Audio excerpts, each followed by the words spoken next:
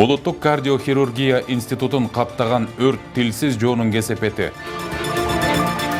Кара түтүндөн арылабыз деп чет жактан алынган каражаттар кимдерге берилүүдө? Жыл сайын кышка жакын башкы темага айланган ыш маселеси. Айлыгы ашыкча төлөнгөн агартуучулардын айласын кетирген прокурорлор Чоңалайдагы мугалимдердин маселеси парламентте көтөрүлдү. Ушул жана башка жаңылыктар менен кененирээк тааныштырып, эфирде күнжүрүш маалымат программасы. Саламатсыздарбы? Студияда Мирлан Маматалиев. Улуттук кардиохирургия институтундагы өрт кырсыгынан жандандыруу бөлүмүндө жаткан 2 бейтап каза болуп, дагы 2 баланын абалы оор. Бул туурасында Саламаттык сактоо министринин орун басары Карманбек Байдавлетов билдирди. Орун басарынын айтымында каза болгон балдардын жүрөгүнө оор абалда операция жасалган. Алардын бирөөсү 1 жаш 7 айлык наристе болсо, экинчиси 15 жашта болгон. Ооруканадагы өрттүн келип чыгуусуна эмне себеп болгон? Жүрөк илдети менен жабыркагандар эми кайсы жакка кайрылса болот? Кененирээк кесиптешим токтолот.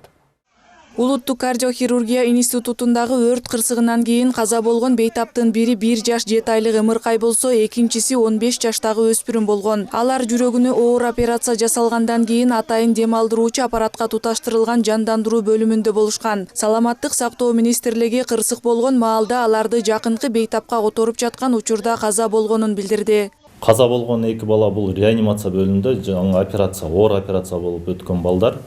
Аларды алып өтүп, жаңы зданиеге өткөндө ошол жерде каза болушкан. Операция болгон балдар. Оор кезде, оор абалдагы балдар болчу. Булар өздөрү оор абалда ошол жерде реанимацияда жаткан балдар. Бир балабыз 1 жаш 7 ай, экинчибиз 15 жаштагы бала. Мед кызматкерлердин айтуусунда 11 февраль кечки саат 9 чамасында бейтапкананын жер төлөөсүндө жарылуунун үнү угулуп, алар барганда түтүн чыгып баштаган. Бул боюнча 102-101 кызматтарына билдиришкен. Окуя болгон учурда жүрөк кан тамырлар хирургиясында жалпы 104 адам болгон. Алардын 50-сү бейтап болсо, 19 бала, 32си аларды карап жаткан жакындары жана 22 мед кызматкерлер. Кырсыктан улам бейтаптар жанындагы ооруканага жайгаштырылып жардам көрсөтүлгөн. Учурда жандандыруу бөлүмүндөгү 2 баланын абалдары оор экенин билдирди. Өрт кырсыгынан 4 мед кызматкер жана ата-энелердин арасынан ууланып, аларга жардам көрсөтүлгөн.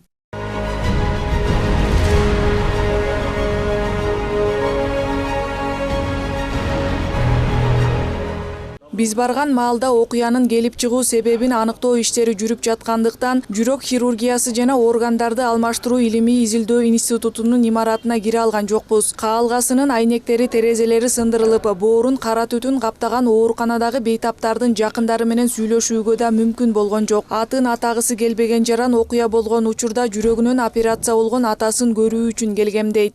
Өрттөнгөнүн көргөн жокмун, мындай дым эле болду. Сиз өзүңүз мындай ышка буланган жоксузбу? Эми бир аз уланып, анан жөтөлүп жүргөн болчумун. Бүгүн жакшы эле болуп калдым. Өзгөчө кырдаалдар министри Бообек Ажикеев адам өмүрүн алуу менен коштолгон өрт кырсыгы жаңы аппараттарды улап жатканда кыска туташуудан келип чыкканы болжолдонууда дейт. Ошондой эле ооруканадагы өрттү өчүрүүчү материалдардын жоктугу, туура эмес буюмдар пайдаланылып, электр мамычаларын колдонууда коопсуздук эрежелери сакталбаганы себеп. Анткени министрлик өткөн жылы бейтапканага өрт коопсуздугу сакталбагандыгы үчүн айыппул салган. Эмне себептен болгонун ал бизде лабораториябыз иштеп, комиссиянын алкагында жумушун алып барат дагы себептерин айтышат, но жерде скорее всего мына жаңы аппараттарды алып улап атканда кыскача мындай короткий замыкание деп коет, ошондон болушу мүмкүн деген азырынча пока божомол болуп атат. Күйгөнү только подвал күйдү. Бирок подвалдын түтүнү ушу эң үстүнкү этажга чейин жетти дагы. Биз үстүнкү этаждагы болгон адамдарды ушу вышка аркылуу эвакуация кылдык. Ылдыйкы адамдарды лестничный клеткадан чыгарганга үлгүрүп калдык. Себебинде ылдый жакта уже подвалдан түтүн аябакка түксөп кетти. Анан ушу мына кечээки жабыркалагандардын дагы себептери эми түтүндүн таасири болушу мүмкүн, бирок адан тышкары дагы башка биздин жарандарыбыз дагы түтүндөн отравление болушуп, эми азыр лечениясын алып атышат.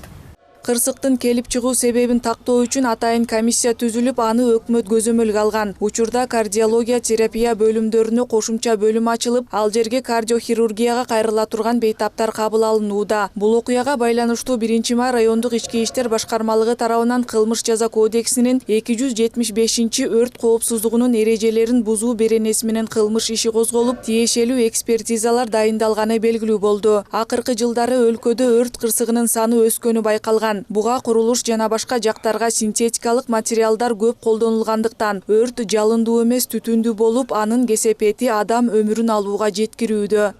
Акылай Маратова, Аскар Улан уулу, Нью ТВ.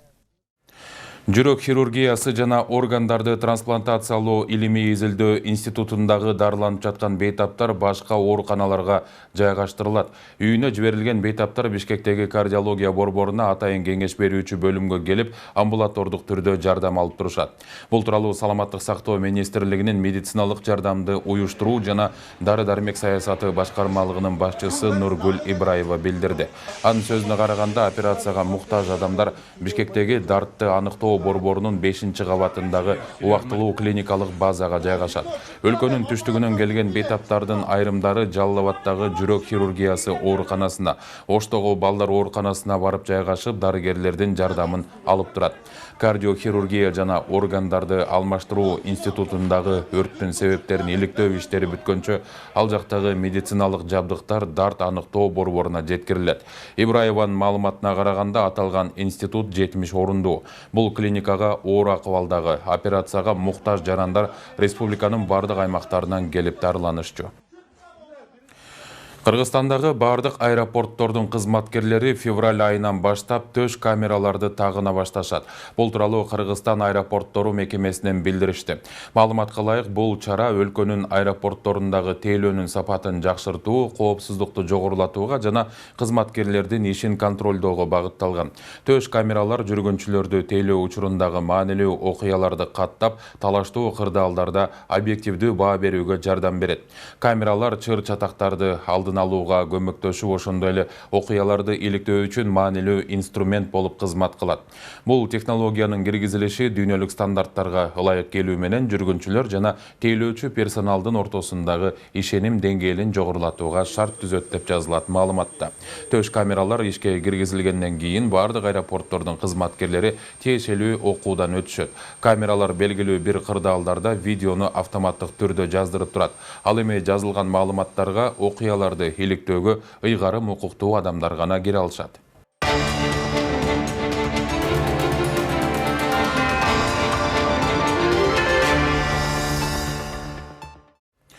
Ички иштер министринин орун басары Октябрь Урманбетов мамлекеттик бажы кызматынын айып автоунаа токтотуучу жайында Армения менен Абхазиядан келген 900дөй машина бар экенин билдирди. Ал жогорку кеңештин депутаттарынын суроолоруна жооп берип жатып, Ички иштер министрлигинин жол кыймылынын коопсуздугун камсыздоо башкармалыгынын кызматкерлери армян, абхаз номурлуу автоунааларды токтотуп гана берерин, алардын документин бажы кызматы текшерип, чечим кабыл алып жатканын айтты.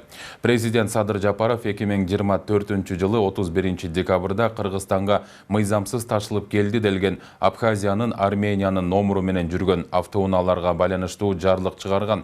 Ага ылайык министрлер кабинети мындай машинелерди каттоонун жол жобосун иштеп чыгып, тиешелүү чечим кабыл алат жана 6 айдын ичинде ишке ашырат. Документке ылайык биринчи кезекте документи бар автоунаалар мыйзамдаштырылат. Экинчи этапта документи жок, бирок техникалык абалы талаптарга жооп берген машинелер каттоого алынат. Бул иш-чара 1 марттан тарта башталары айтылган. Ошто үйүнө чейин келип 3 кишини тоноп кеткендер кармалды. Бул тууралуу Ош шаардык ички иштер башкармалыгынан билдиришти. Маалыматка ылайык, окуя 7 февралда болжол менен таңкы саат 5:00 чамасында болгон. Ош шаарында 19, 30, 36 жаштагы жарандардын Курманжан Датка көчөсүндөгү батирине белгисиз 3 адам кирип келген. Алар үйдөгүлөрдү бычак менен коркутуп, сабап, баасы 8000 сомдук кол саатын, iPhone 13 Pro, Redmi үлгүсүндөгү телефондорун жана 28 сом накталай акчасын карактап кетишкен деп айтылат маалыматта. Иш козголуп, 22 жана 2-21 жаштагы жаран колго түшүрүлүп, 2 айга камалганы кошумчаланды. Чоңалайда прокуратура 600 мұғалімге айлық ақыға 14 миллион сом ашықча төлөнгөн кайра мамлекетке кайтарып бергиле деп жатат. Бұл туралы Жогорку кеңештин жыйынында депутат Элдар Сулайманов билдирди. Депутаттын айтымында 377 токтомго ылайык бийик тоолуу жерде жашап иштегендиги үчүн дыйкан чарба мүчөлөрүнүн эмгек стажы кошо эсептелет. Ошондуктан айлык акысына кошумча төлөнүп келген. Бул 2023-2024 жыл үчүн төлөнгөн ашыкча акы деп тергөө жүрүп жатат. Айрыкча 10 000 сом алып иштеген техникалык кызматкерлери үчүн оор эле болуп калат. Мугалимдерден акчаны кайра мамлекетке кайтар десек туура эмес го. Алар коомго пайдалы алып келет. Бул балким бир эле Чоңалайда эмес, башка райондордо да ушундай болуп жатышы мүмкүн, деди Сулайманов. Энергетика министри Таалайбек Ибраев Камбарата 1 гидроэлектростанциясы долбооруна каражат дээрлик табылганын билдирди. Бул тууралуу ал 12 февралда 1 радиодогу маегинде айтты. Анын маалыматына караганда 27 январда Дүйнөлүк банк Ташкентте Кыргызстан, Өзбекстан жана Казакстандын өкүлдөрү менен ГЭСти куруу боюнча жолугушуу өткөрдү. Ал чоң жыйында 3 мамлекет Дүйнөлүк банкка биз ГЭСти чогуу курганга даярбыз, ар бирибизге $500 миллион бөлүп бергиле деп кат беришти.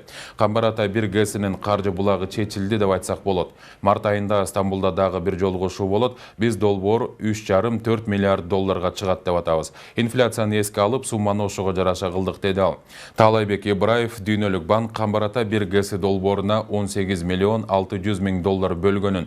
Бул акча техникалык экономикалык негиздемеге кошумча алымча киргизүүгө жана юридикалык компанияга сарпталып жатканын кошумчалады.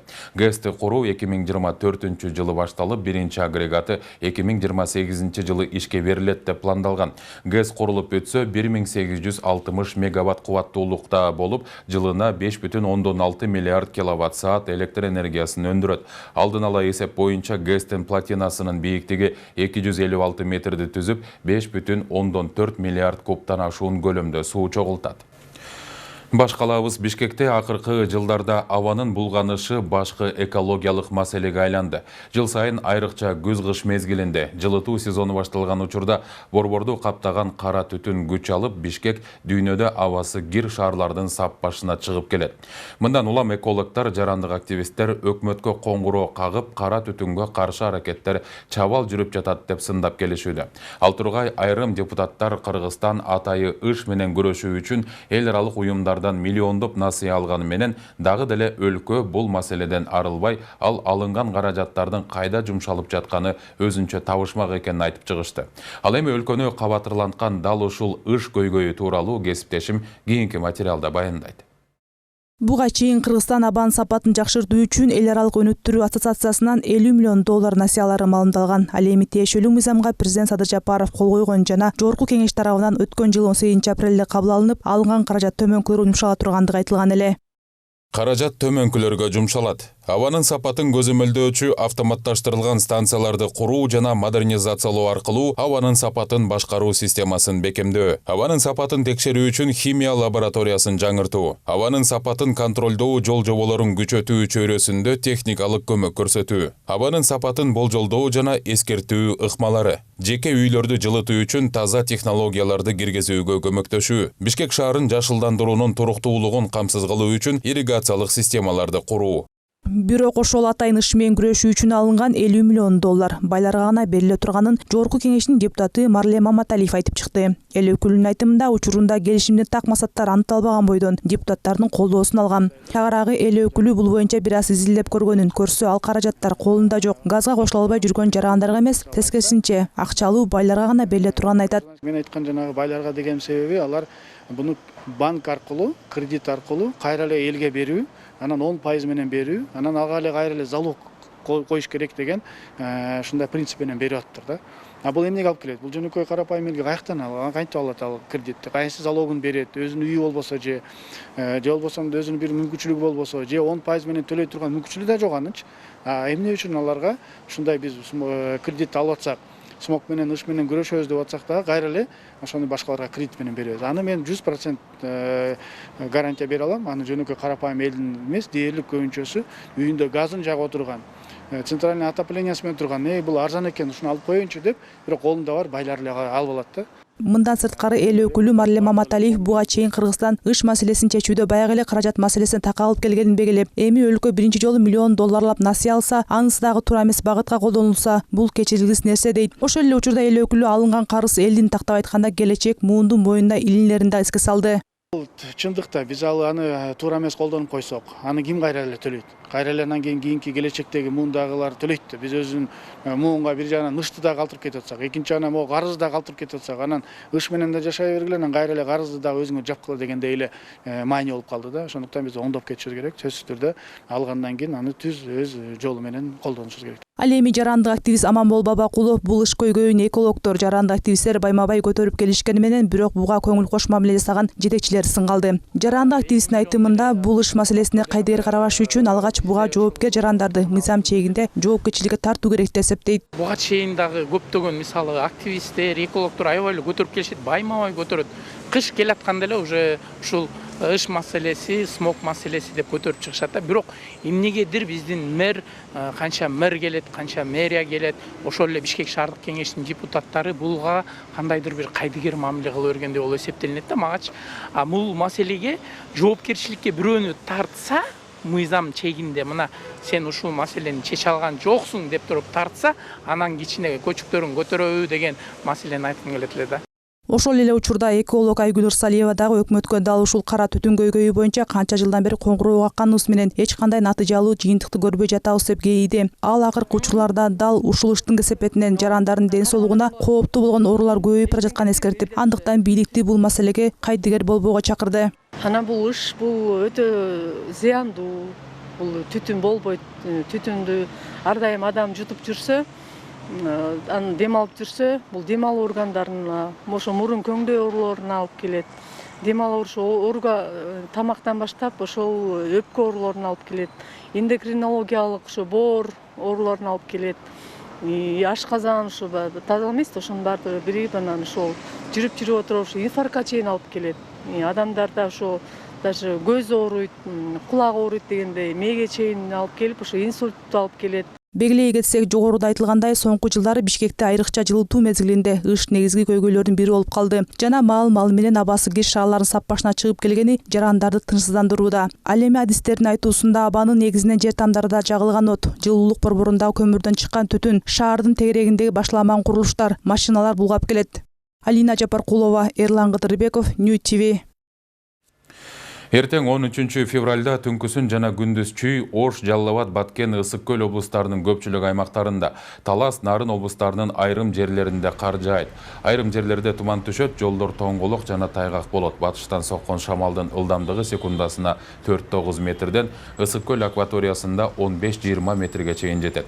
Бишкек шаарында түнкүсүн кар жаайт, күндүз жаан-чачын күтүлбөйт, туман түшүшү мүмкүн, жолдор тоңголук жана тайгак болот. Батыштан соккон шамалдын ылдамдыгы секундасына 4-9 метрге жетет. Абанын температурасы түнкүсүн 0-2 градус суук, күндүз +2-4 градус жылуу болот. Ушуну менен берүүбүздү жыйынтыктайбыз, саламатта туруңуздар.